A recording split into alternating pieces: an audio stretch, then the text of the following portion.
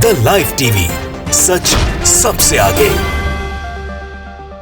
नमस्कार, आप देख रहे हैं द लाइव टीवी और मैं हूं आपके साथ मुनमुन रहमान। इजराइल का बुरा वक्त आ चुका है, या फिर यूं कहें कि इजराइल की उल्टी गिनती शुरू हो चुकी है। इजराइल पर एक के बाद एक हमले हो रहे हैं। हमास लगातार इजराइल पर हमले कर रहा है। लेबनान हिजबुल्लाह भी इजराइल पर हमले करने में कोई कसर नहीं छोड़ रहे। वहीं अब कहा जा रहा है कि असरुल्लाह ने भी इजराइल पर बड़ा हमला कर दिया है। असरुल्लाह ने इजराइल के एक होटल में हमला किया, जिसके बाद वहां पर अफरा तफरी मच गई। होटल में लोग इधर उधर भागने लगे। होटल में चारों तरफ जो है वो अफरा तफरी का माहौल बन गया।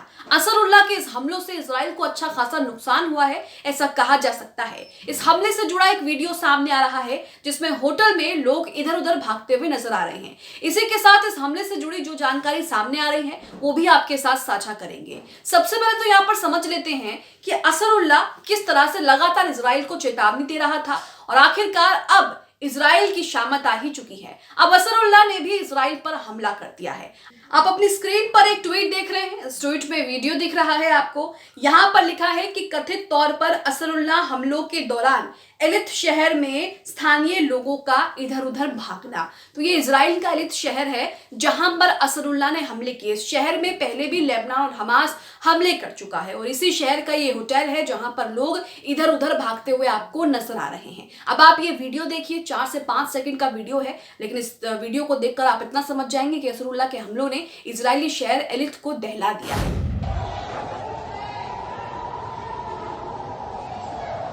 तो यहाँ पर ये वीडियो आपने देखा। इसी के साथ अब कुछ ट्वीट्स आपको दिखाएंगे जिस तरह से असरुल्लाह लगातार इजराइल को चेतावनी दे रहा है, और इसी के साथ एक आर्टिकल भी आपको दिखाएंगे जिसमें हमले को लेकर पूरी विस्तार से जानकारी दी गई है। अब यहाँ पर आप वाजिद खान का ट्वीट देखिए। वाजिद खान ने यहाँ पर 2 ट्वीट किए हैं। सबसे पहला ट्वीट आप अपनी स्क्रीन पर देख रहे हैं, जिसमें उन्होंने लिखा है कि अब्दुल मलिक अल हौती, असरुल्लाह यमन के नेता, गाजा पट्टी संयुक्त इजराइल अरब घेराबंदी के अधीन है। पड़ोसी देश भोजन, दवा और मानवीय जरूरतों को पूरा करने के लिए गंभीरता से प्रयास नहीं कर रहा। ये कौन कह रहे हैं? ये अब्दुल मलिक अल हौती कह रहे हैं, यमन के नेता।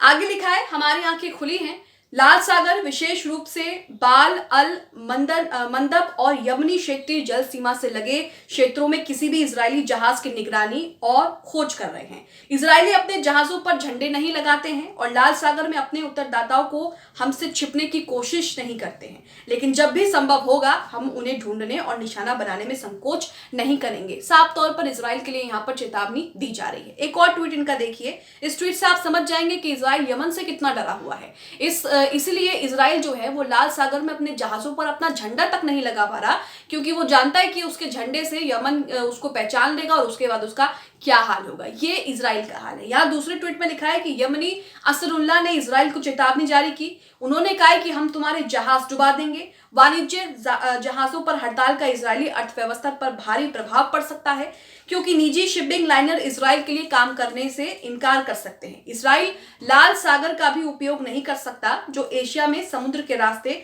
अपने उत्पादों को निर्यात करने का एक छोटा मार्ग है। यानी कि इजराइल की अर्थव्यवस्था पर भी प्रभाव पड़ सकता है। यमन यहाँ पर साफ साफ चेतावनी दे रहा है। इजराइल वैसे ही कर्ज में डूब रहा है, क्योंकि लगातार उसके सैनिक जो हैं वो मारे जा रहे हैं, उसके टैंक तबाह हो रहे हैं। युद्ध में हमास से जंग लड़ने में इजराइल का करोड़ों लाखों रुपए, अरबों रुपए खर्च हो रहा है हर दिन, और ऐसे में उसके हाथ कुछ भी नहीं लग रहा। ऐसे में अगर उसकी अर्थव्यवस्था पर भी प्रहार होगा, उसके जहाजों को डुबा दिया जाएगा, तो इजराइल का क्या हाल होगा ये समझना बहुत ही आसान है।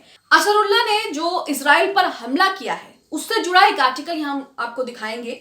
इससे पहले आप अपनी स्क्रीन पर IRIB हिंदी का ये ट्वीट देख रहे हैं, ये पोस्ट देख रहे हैं। इसमें इन्होंने ये कहा है कि इजराइल पर यमन ने किया बड़ा हमला, ड्रोन और रॉकेटों ने उड़ाई ज़ायोनी की नींद। अब्दुल मलिक अल हौसी ने कहा कि गजा में जो कुछ हो रहा है उसके संबंध में किसी भी गंभीर कदम उठाने में देरी करके अरब अपनी साख हो रहा है। ये इसमें लिखा है। मैं आगे आपको आर्टिकल दिखाऊंगी, लेकिन आपको इस ट्विटर हैंडल के बारे में बता दें। ये ट्विटर हैंडल के बायो में लिखा है कि ये ईरान का एक न्यूज वेबसाइट है और इसी के जरिए से हम आपको ये खबर बता रहे हैं।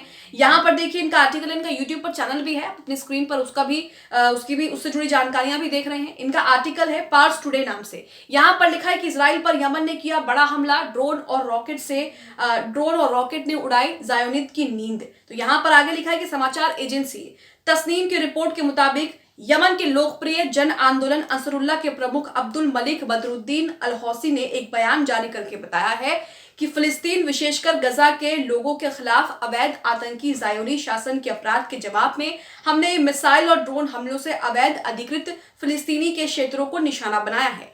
अब्दुल मलिक अल हौसी ने कहा कि गजा में जो कुछ हो रहा है उसके संबंध में किसी भी गंभीर कदम उठाने में देरी करके अरब सरकारें अपनी साख खो रही हैं। आगे लिखा है कि अंसरुल्लाह के नेता ने अवैध आतंकी इजरायली शासन के खिलाफ मिसाइल और ड्रोन हमले की घोषणा करते हुए कहा कि इजरायली दुश्मन इतना साहस नहीं जुटा पा रहे हैं कि वो लाल सागर में अपने जहाजों पर अपना झंडा लगाए। उन्होंने आगे कहा है कि यमन की स्थिति की प्रभावशीलता और ज़ायोनी दुश्मन पर हमला करने में अंसरुल्लाह की सेना की क्षमता को दर्शाता है। आपको बता दें कि हाल ही के दिनों में समाचार स्रोतों ने अवैध अधिकृत क्षेत्र में ज़ायोनी ठिकानों पर यमनी लड़ाकों द्वारा कई बार ड्रोन और मिसाइल से हमलों की सूचना दी है। तो ये ईरान का एक न्यूज़ वेबसाइट है और इसी के हवाले से हमने आपको ये आर्टिकल भी दिखाया। इसका ट्विटर पेज भी है, इसका टेलीग्राम पेज भी है और इसका यूट्यूब पेज भी है। और यहाँ पर जो यमन की तरफ से अंसरुल्लाह की तरफ से हमले इजराइल पर किए गए हैं उन हमलों के बारे में जो है एक विस्तृत जानकारी दी है, विस्तार से जानकारी दी है, जिसे हमने आपको दिखाया। तो यहाँ पर इजराइल की मुश्किलें जो हैं वो बढ़ने वाली हैं। ये खबर देख के इतना तो समझ में आ ही रहा है, क्योंकि लगातार हमास और लेबनान इजराइल पर भारी पड़ रहे हैं। दूसरे देश भी, अरब के देश भी इजराइल के खिलाफ मोर्चा खोले हुए हैं, लगातार इजराइल के खिलाफ बयान दे रहे हैं।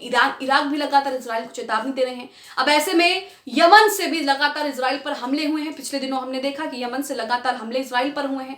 अब अंसरुल्लाह ने भी यहाँ पर इजराइल पर अटैक किया और अंसरुल्लाह के हमलों के बाद इजरायली शहर में किस तरह से उत्पात मच गया, किस तरह से अफरा तफरी मच गई, तहलका मच गया, ये तो आप तस्वीरों में देख ही चुके हैं। अब आप अंसरुल्लाह के इस हमलों को लेकर क्या सोचते हैं? जिस तरह से कहा जा रहा है कि इजराइल अंसरुल्लाह और यमन से इतना डर चुका है कि वो लाल सागर में अपने झंडे भी नहीं लगा रहा अपने जहाज पर। आप इसे लेकर क्या सोचते हैं? कमेंट बॉक्स में हमें जरूर बताएं। द लाइव टीवी, सच सबसे आगे।